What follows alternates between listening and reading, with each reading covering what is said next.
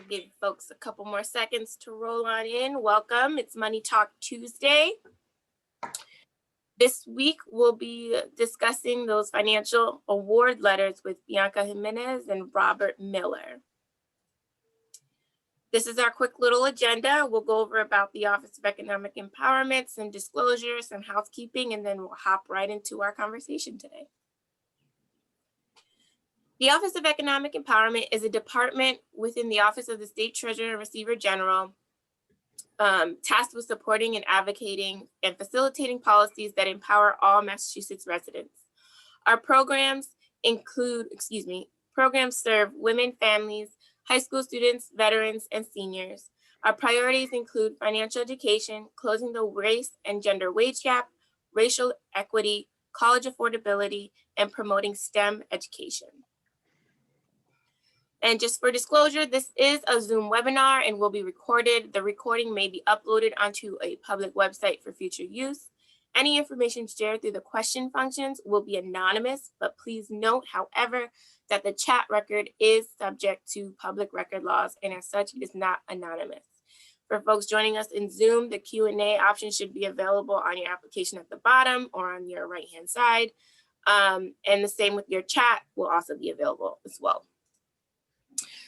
This is a webinar, remember, and it's not a meeting, so you will not be able to view other participants. You can also use the chat feature to communicate with the host, myself, and our panelists. Q&A will be available throughout the webinar. We do have times sectioned at the end of our webinar, but just feel free to drop those questions as you have them. Please complete the post survey as we continue to improve this program. That helps us with our feedback. It will pop up in another window for folks on Zoom. For folks joining us on Facebook, it will be available via email if you've registered. The registration will be open until the end of our webinar today. So please, if you have registered and you want to receive that email with the link and all of the links that we're going to talk about today, please register. I'll make sure that we'll drop that link for folks on Facebook as well. And this is my last slide. So thank you all. That was really quick. If you want to find out information about our next Money Talk Tuesday, please visit our website at mass.gov. You can explore other financial topics on our myfinanciallifema.org page. And finally, if you have questions or feedback, you can always email us at moneytalk@tre.state.ma.us. Thank you all so much. And without further ado, I'm going to pass it over to our lovely facilitators, Mr. Robert and Ms. Bianca. Thank you.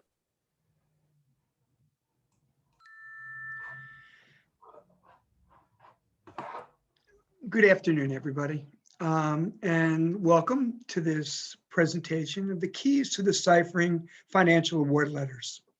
First of all, I want to thank Office of Economic Empowerment and Shaitia Spruell for all their help and giving me this invaluable opportunity.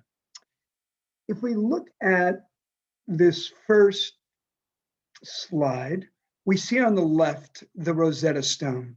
It consists of 3 sections. The bottom section is Greek, the middle is Demotic, and the top is hieroglyphs. The bottom section was the key. The ancient Greeks, since all scripts say the same, when they found this script, it enabled them to decipher hieroglyphs.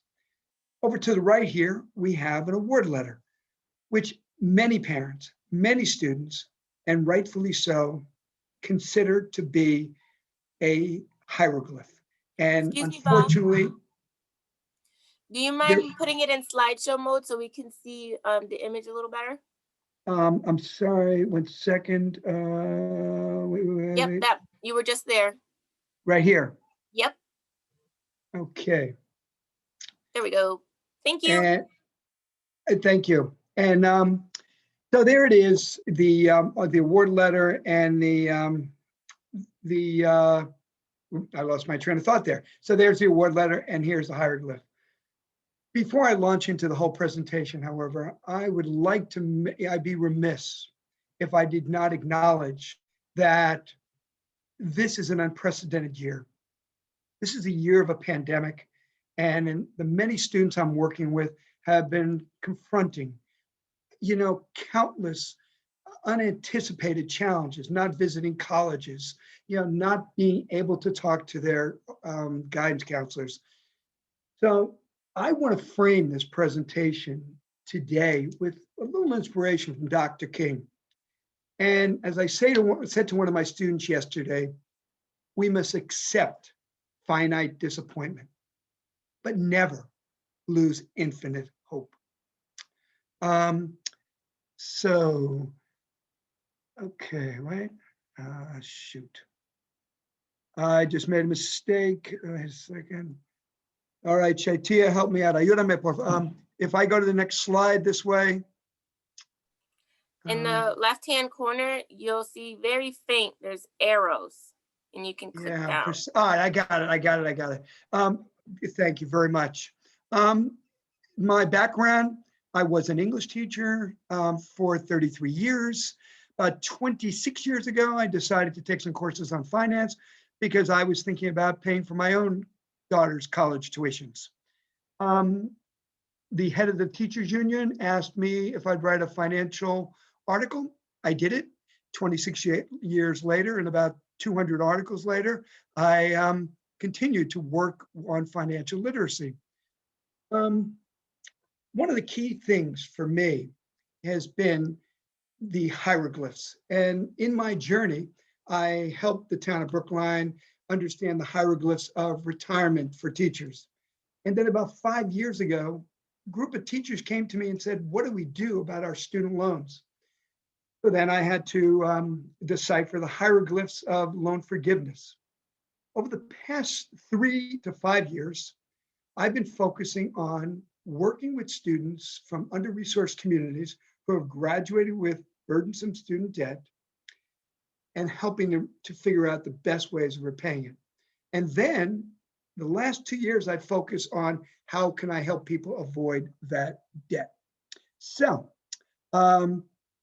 the pretty easy agenda here, we're going to end up with a panel discussion, and we are so fortunate today to have Bianca Jiménez, who is works for Inversant, which is the gold standard when it comes to college affordability. And I truly thank her for participating with me today. Thank you again. Oh, yeah. The system's broken. That's a state, we'll state that as a given. We look at college costs. Since 1982, they've increased 500%. Hence, we have so many people from that point on with great student debt. My generation, graduating in the late 70s, we have minimal student debt or we paid it off. I would be remiss if I did not frame this entire presentation within the context of racial inequality, because these loan payments have a disproportionate burden on students from under-resourced communities. If you look at the data in front of you, median student loan balance after 12 years borrowed by African-American students is higher than when they originally made the original borrowing. African-American students is 113%, Latinx 83%. It's a great chart from Jason Houle from Dartmouth College about the role of student debt on income inequality. It says basically the same thing as the previous slide. Yeah, I would encourage you to come back and take a closer look at this. How to decipher the award letters. Here is once again the Rosetta Stone, better picture. If you look here, these are again the 3 scripts. I'll give you your history lesson. This is the ancient Greek. And if you look up here, right here, this rectangle here, it's a cartouche. And inside that cartouche is the name of Ptolemy. And he was the Egyptian pharaoh at the time. And the key to understanding this, the cartouche and everything, is it says the exact same thing in ancient Greek and in the Demotic script. It's all a message praising Ptolemy, who is the ruler. to decipher the hieroglyphs of the award letters. First of all, teachers, students, parents, financial award letters minimize the real cost of student loans. They may do it unintentionally, but nevertheless, the result is students and parents are overwhelmed. Federal direct subsidized and unsubsidized loans, they're not an award. Parent Plus loans, I'll explain momentarily, begin to compound from the moment of disbursement. In other words, the day you get the loan, it starts to accumulate debt, compound. What I think people need to know, what I believe students deserve to know, is if you're going to say, here's a good college for you, tell them what they're going to owe after 4 years. Parents and students deserve access to that critically important information. And it is doable because groups like Avita Scholars, which is part of Inversant, they do it on a systematic basis, and it can be done. I also want students to know, and their parents, after they graduate, what's my payment going to look like for the next 10 years? Let people make informed choices. Here's your glossary for financial aid award letters. I'm not going to go over step by step. It's pretty straightforward. However, I will highlight the appeal letter, which I'm going to be talking about momentarily. This afternoon, I'm going to be meeting with a parent who was completely confused when I said to her, what was your AGI in 2020? And she had no idea what I was talking about. Parents, students, guidance need to recognize that FAFSA you submitted and your EFC was determined by the 2019 tax statement. In many cases, with so many of my students, their parents have experienced a significant decline in income. So therefore, what they're doing is contacting financial aid, uploading their parent 2020 tax statement to show the difference. In short, they want eligibility for more financial aid. I'm working with two young ladies in Holyoke, and the difference between 2019, where the mother made like 36,000, and 2020, she made 16. That will affect your financial aid, but you must contact the financial aid award department. Your grants and the costs of these direct loans. Pell Grant this year is $63.45, FSEOG is $4,000. This year, if you're an incoming freshman, the federal government allows you to borrow $5,500. $3,500 is subsidized. $2,000 is unsubsidized. Next year, $6,500, and there's the breakdown. Years 3 and 4, $7,500. Let's jump to the bottom. And regularly, parents ask me, and guidance, what is the difference between subsidized and unsubsidized? With the subsidized, the government is allowing you to borrow that money. And today, if you take out this loan for $5,500, it is at a 2.75% rate, historically low. For the unsubsidized loan of $2,000, it will immediately begin to compound as of in August when it's given, it's sent in for tuition. So that is a key factor, the difference between subsidized and unsubsidized. I just wanted to give you a simple graphic here. Yeah, you can see the difference here. I need not go over it, but I want to underscore something. And I plead with guidance counselors to do this. Based on today's numbers, if you take the maximum for the next 4 years and graduate in 4 years, when you graduate, you're going to owe $27,600, approximately. Interest rates could change each year. That means your monthly payment when you graduate, 6 months after you graduate is when you're responsible for pay, is $263 a month for 10 years, 120 payments. Students need to know that. You need to put that on a spreadsheet. You need to put it on a piece of paper and say, here are my costs. Not hard to do. I'll show you how to do it. Reviewing the award letter costs. This is a letter from Simmons College. I like Simmons College. They have given some great awards to some of my students who from Lawrence. They've done an amazing job. However, like every college, they put subsidized and unsubsidized Stafford loans in what we call an award letter.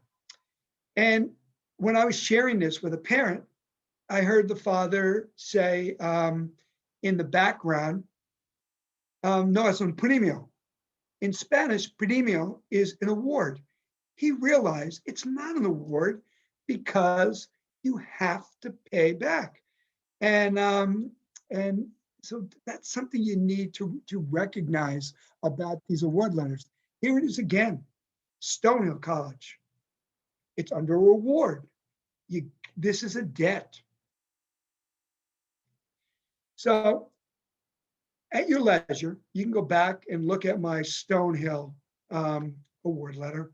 But what I tried to do here is decipher the hieroglyphs and show you a little discrepancy between what they show and the reality of what you're going to pay. Cost of attendance, it's in my glossary, is tuition, campus fee, room and board, $63,222. They said your award letter was $53,800. However, what I'm pointing out here is the $53,800 included the student loans. So therefore, you end up with $48,300. So your funding gap, and take your time looking at this later, is $16,692, not $11,000. And that's what they state on the award letter. I want people to look at this, and you can do it. And you should do it. Limiting debt with a state school. Regularly debating with students and parents about the benefits of going to a private college as opposed to attending a state school. I am a passionate advocate for state schools because at the end of the day, and my wife's a scientist, she went to a no-name undergraduate, no one cares. This is one of the young ladies I was working with who ended up opting for UMass Amherst. If you look at her situation, she ended up basically with no debt because she went to UMass Amherst as opposed to Wheaton, which is a great place. But this way she's going to graduate with no debt, and she would like to go to law school. This way she'll have a chance. You Aspire, one of the great organizations in the Boston, San Francisco area, and they work with a college affordability, and this is their cost calculator. It's a great cost calculator. I put the URL there. It's there for you to use. I started to do one here with Wheaton College. The first time I tried to use it, despite the fact that I do it, in my life, I live and breathe finances. It took me a little while to get comfortable. But after I did it a few times, it was enormously helpful. I strongly encourage you to use this with your students. I encourage students to use it. I encourage parents to take a look at it. It's worth your time. MIFA, in the state of Massachusetts, MIFA is a state organization that provides student loans.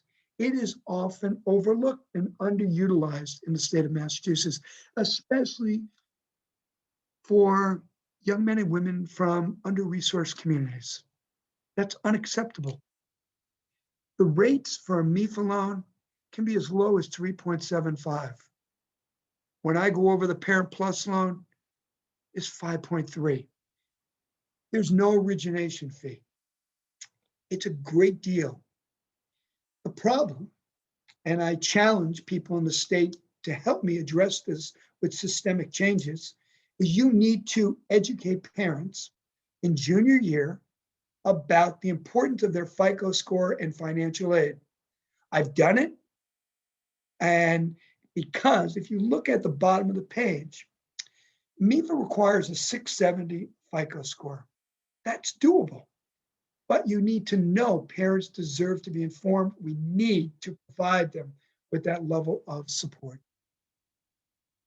I thought I'd put a quick little note on how to improve your FICO score in 3 months. I've done it. I've done 80, 90 points with teachers and then gotten to refinance their student loans. One of the things you need to do, I know not everybody can do it, is pay off your balances. I know that's not possible. I get it. However, you could place all your loans and credit payments on auto pay. And then, and here's my secret, you can make multiple monthly payments. So that if your payment is due on April 21st, you can go in on April 18th and add another $50 and do that for the next 3 months. The way the algorithm works for FICO score, it will improve your score. Amount owed.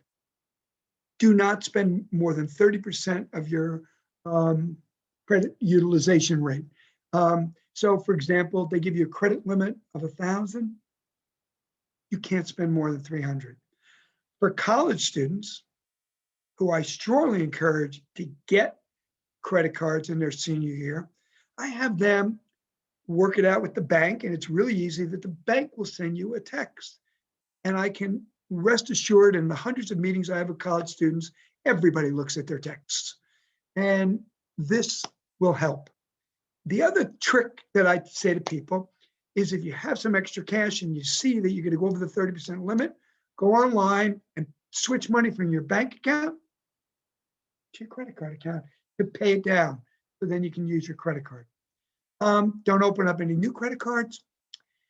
I'm not going to go over this in detail. You can use the Experian Boost. If you have both your utilities and phone on auto pay, my hairdresser went up 20 points in 1 day. This is a quick trick.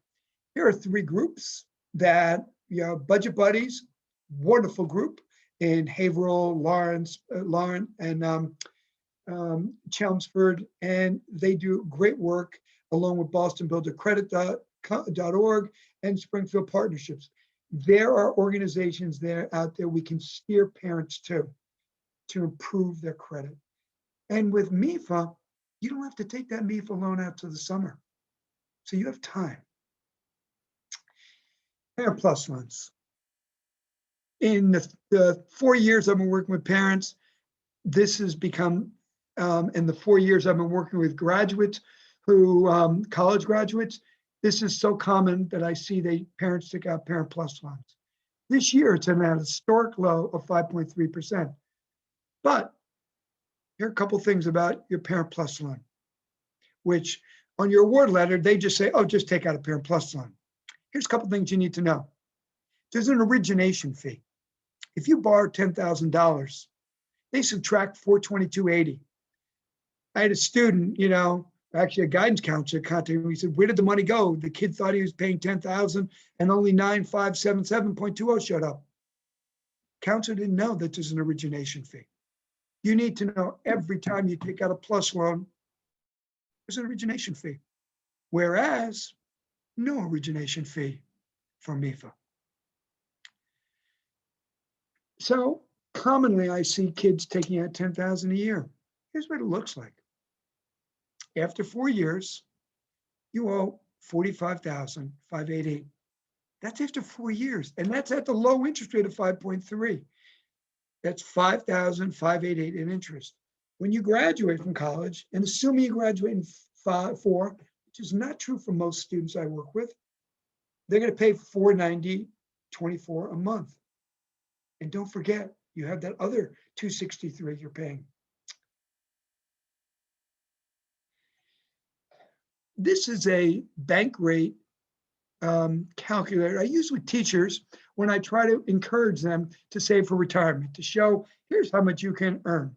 And I invoke Albert Einstein's, the powers of compounding is the 8th wonder of the world. It's not a wonder of the world when it includes debt. It's a curse. But anyway, here's a really simple calculator, and here's the URL, and I'll show you how to plug in the numbers. Here's what I did, and if you go back, here's your starting amount, 0. You're going to be taking out 4 years of plus loans of 10,000. You put in the years to save, rate of return, how much you're borrowing each year, and you can see what it pops up. You just push calculate, tells you what you owe. Play with it. You know, I have high school seniors who are really comfortable using this now. And I'd like them to, it's a, you know, financial literacy is critical if we are ever going to begin to address income inequality and wealth inequality in this country. When you graduate, as I pointed out with that plus loan, here's what you owe, 45,588. I use this calculator with teachers to calculate how much they're gonna have to repay in their student loans. But you can do this with your Parent Plus loan. You put in the amount, how many years, that's called the standard repayment, 120 months, the interest rate. It shows you your monthly payment. Anybody can do this. And this is accessible. I broke it down, but we don't have to go over those details. But go to this, play with it. At the end of the day, you have so much to gain and a lot of debt to avoid. If I only knew. When I met with a group of graduating seniors 3 years ago, and one young woman, first gen from Columbia, you know, and I pointed out, and her case was 200 more than this, 953. She had no idea what the interest rates were on the loans she was taking. Her parents loved her, cared deeply about her. They both worked full time. They would do anything to send her to college. They deserved better in terms of guiding her because they could have had me for loans. The good news is we've refinanced her loans and now she's paying about 4%. But it took far too many hours and it was infinitely avoidable if the schools, if the parents had taken the time to figure this out. I said I'd go back over financial aid. Many of my students are very disappointed in their appeal letters. This is a tough, tough year. If you receive less financial aid than you expected, you should consider writing an appeal letter. What I provided here is a template. It's the form SWIFT. It's a good template. I wouldn't follow it, you know, word by word, because they see a lot of them at financial aid. But you need to contact financial aid. You need to figure out you have to identify a specific person at financial aid and write the letter. I've seen students last year receive thousands more by writing a good data-filled appeal letter. And this year, with parents having lost so much income, having had to endure this horrific pandemic, these kids have a case and they need to make the case. And I'm reviewing one of these this afternoon. This is an article that I recently read on how to write a financial appeal letter. Take a look at it. You know, do not give up. Work the system and have a specific ask. Don't just say, I need more money. Say how much I need in order to afford attending your university.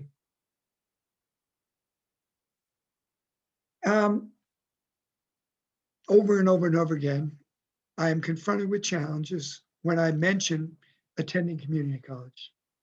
There is a snob factor, if you will.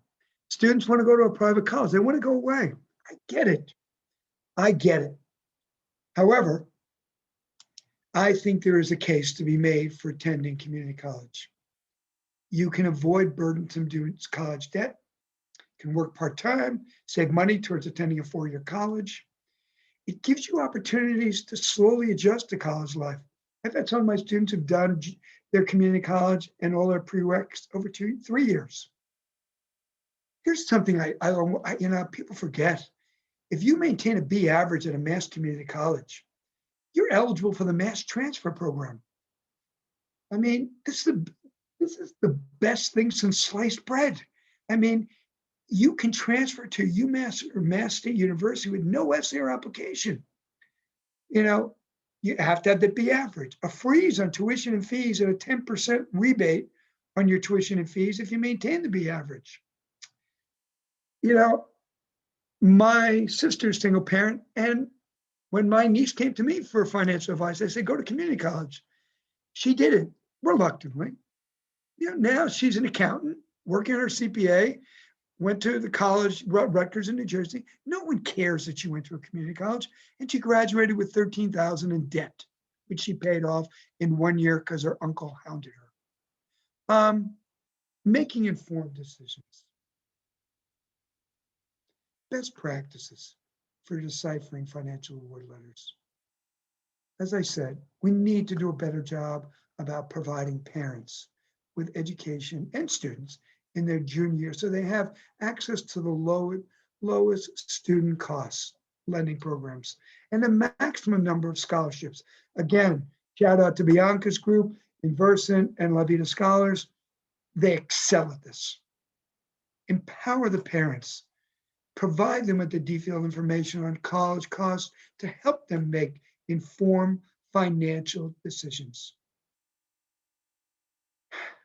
I do not say this lightly. Parents need to be informed about the potential toxicity of Parent Plus, but more importantly, Sallie Mae, I keep you indebted for life loans. Sallie Mae, I've worked with students who have 10, 11%. And in the vast majority of cases, those loans could have been avoided. And it is unfair. And I will use a word today, which I don't use lightly, but they're predatory because all they ask for is your signature. They don't vet you as long as you have a pulse. And it bothers me tremendously.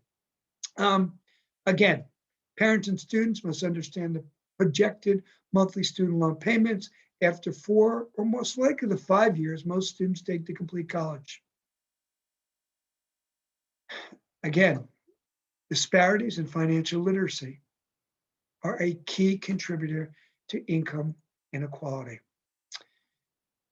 As I bring this to a close, I want to highlight the fact that I am infinitely hopeful for every single student I work with, and I know they've experienced disappointment, but I continue to underscore to them and to all of you to never, ever lose infinite hope. And I want to thank you.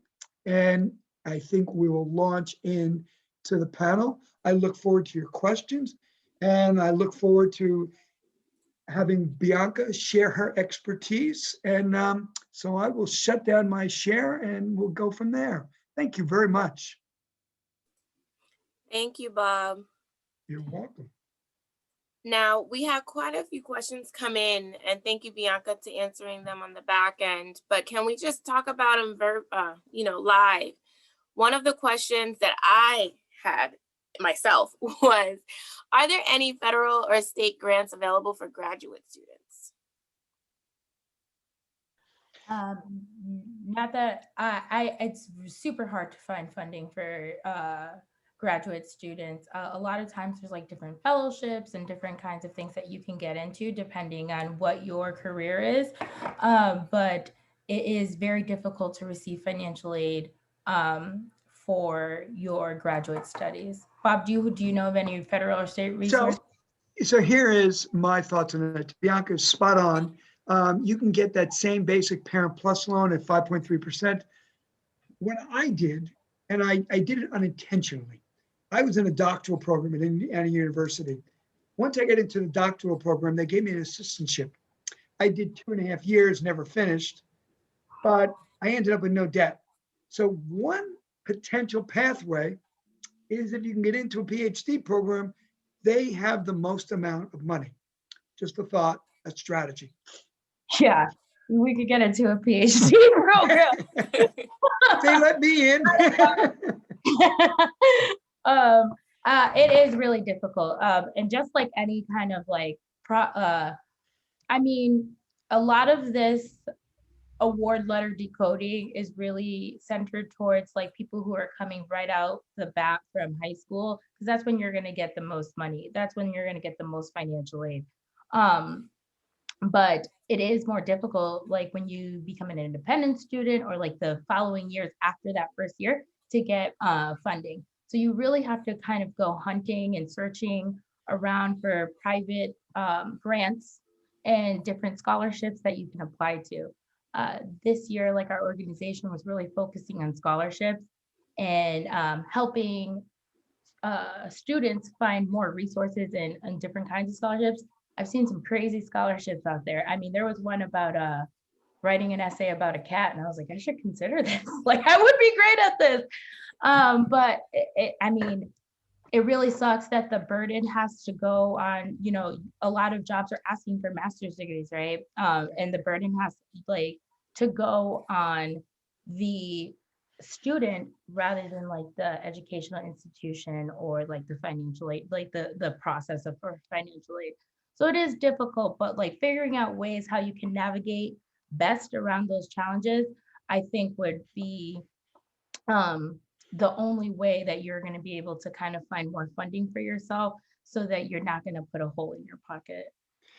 And I would just leave with this thought that I have 3 daughters who've gone to graduate school, and the one thing I implored them to do is don't go to graduate school immediately.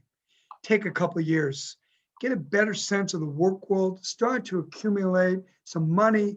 Don't just go to graduate school and add to your debt burden. So that's my parental advice.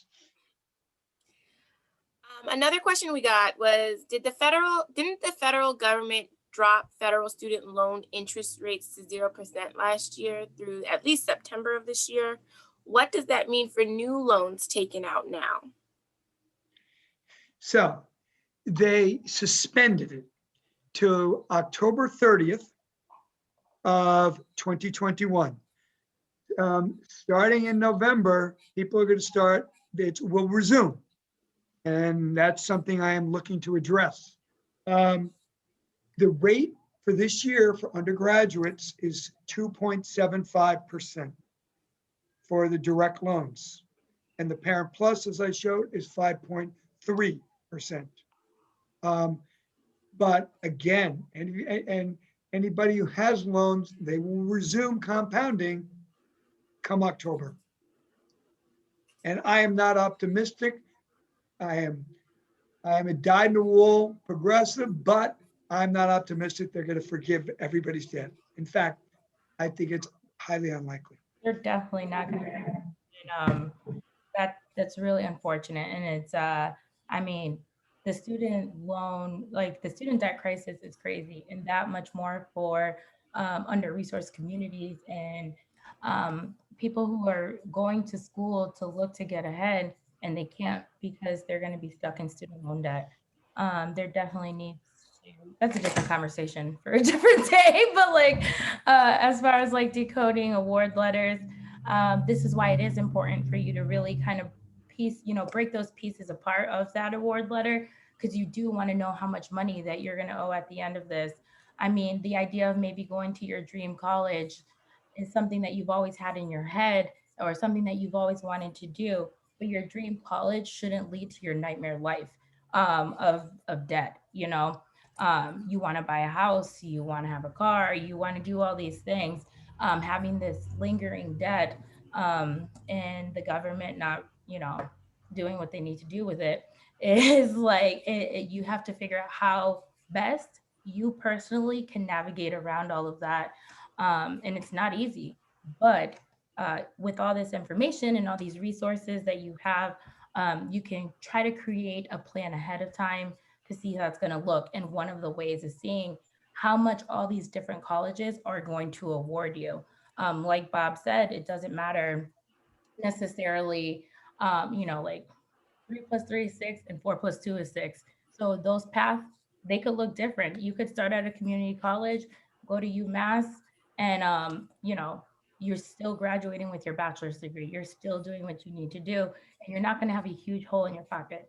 Not to say that public universities and colleges are not expensive, because they are, but I mean, there's different paths for everybody. Everybody has a different path to take in order to get that education that they're looking for.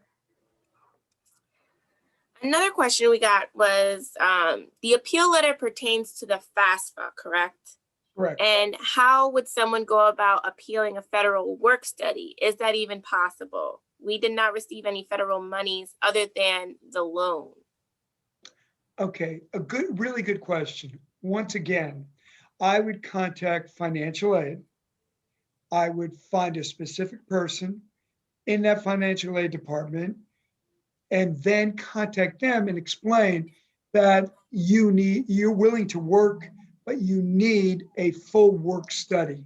And we've done this with students before, and colleges usually are able to find that 2,500 or 3,500 for the work study. That is doable, but you must call somebody and don't write a generic letter to financial aid. You must have a person to identify and have a specific ask, as we do in the world of finance. My next question comes from Gretchen. She's asking if, even if not needed, can taking small subsidized loans be beneficial, for example, to build credit, or should you avoid them if you can?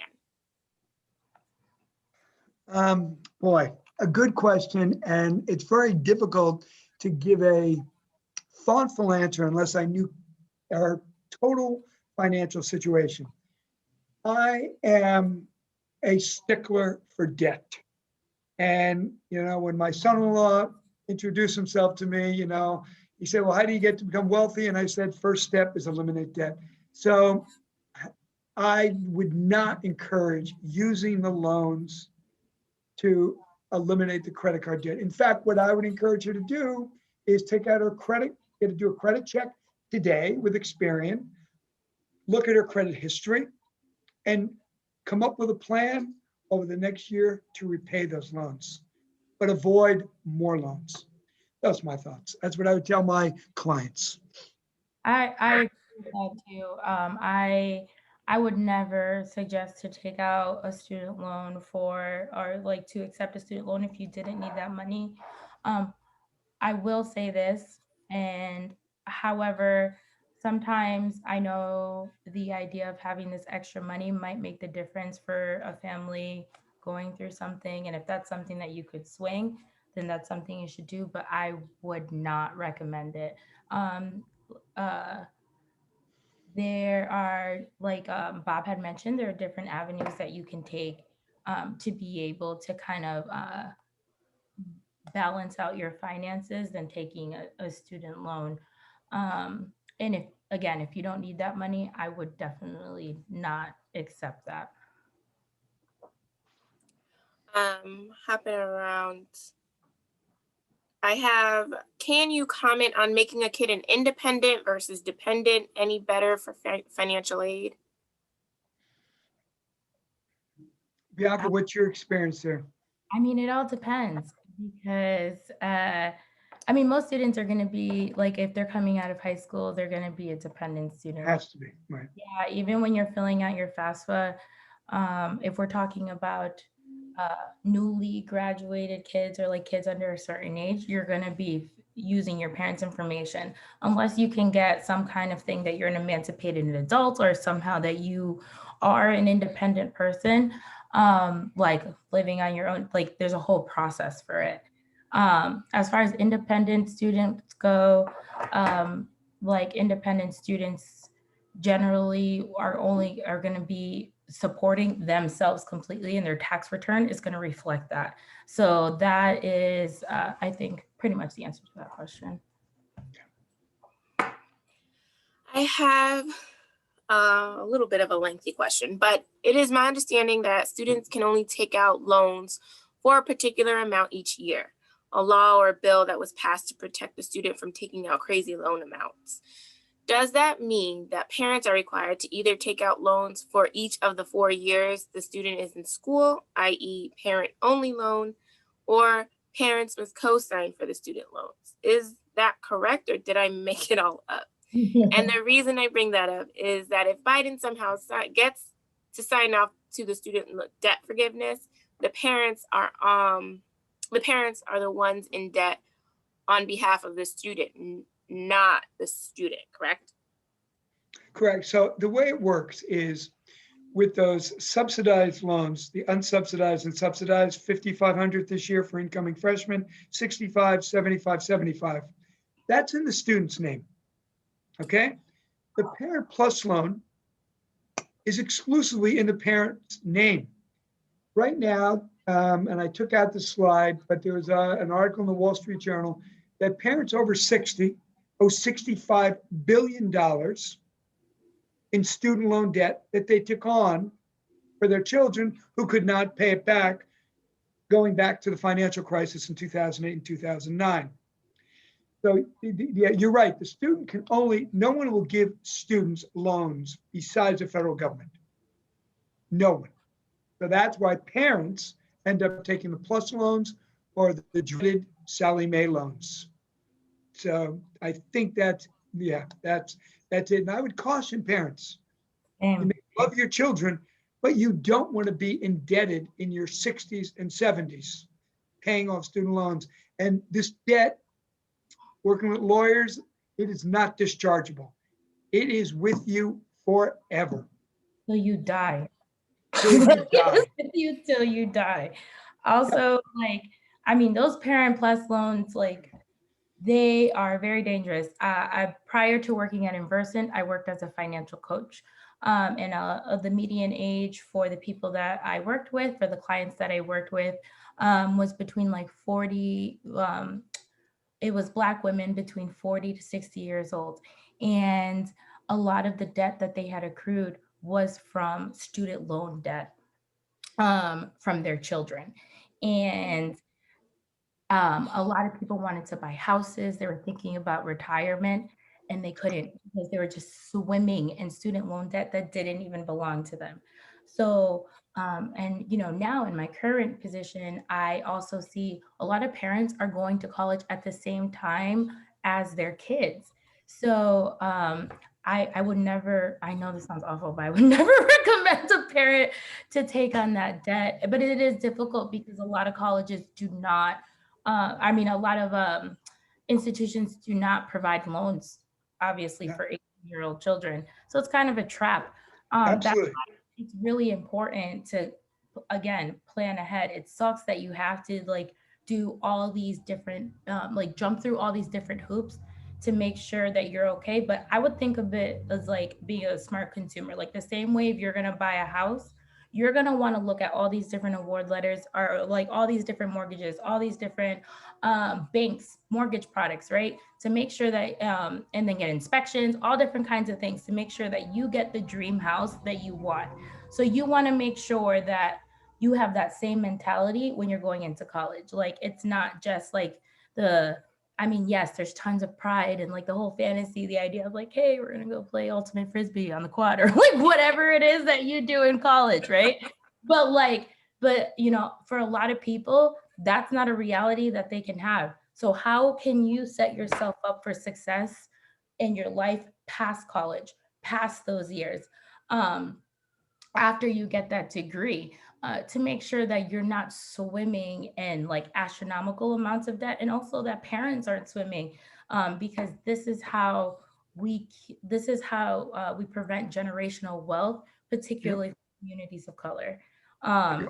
So, you know, being a smart consumer and kind of like hustling around all these different challenges and barriers, that's super, super important, and takes a lot of planning and using of all these resources that Bob has provided, that y'all have provided. Like it takes some time. It takes some time.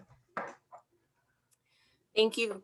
The next question I have is, would you suggest, rather than taking the federal unsubsidized loan, to rather add the 5,500 loan into the MIFA loan you would be taking? The percent is 1% to 2% higher, but curious on that. Can you repeat that? I lost you halfway. Sorry. you suggest, rather than taking the federal unsubsidized loan, rather to add the $5,500 loan into the MIFA loan, you would be taking the percentages 1 to 2% higher, but curious on that. No, you want to, everybody wants to take advantage of the federal loans of 5,500 because most of it is subsidized. And the way you use MIFA is that gap if you need additional money, but it is a given that you always want to take the 5,500, or if you're a sophomore, it's the best deal. And you bridge the gap with MIFA.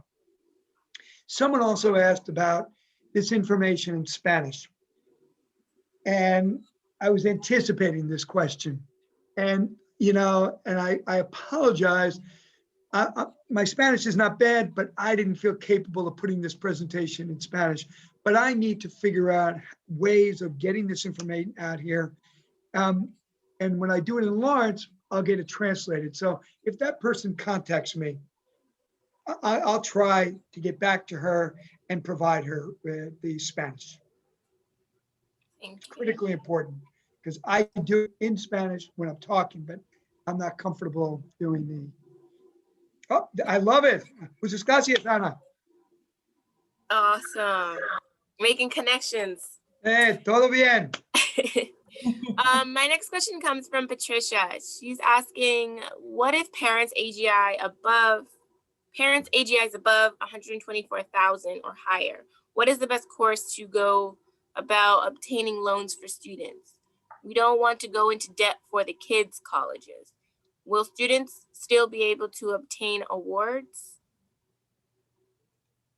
That is not my specialty. Okay. So you can go ahead and. Okay, so, another good question, because this is the group. Yeah, you say, oh, you make 150, 120. It sounds like a lot of money.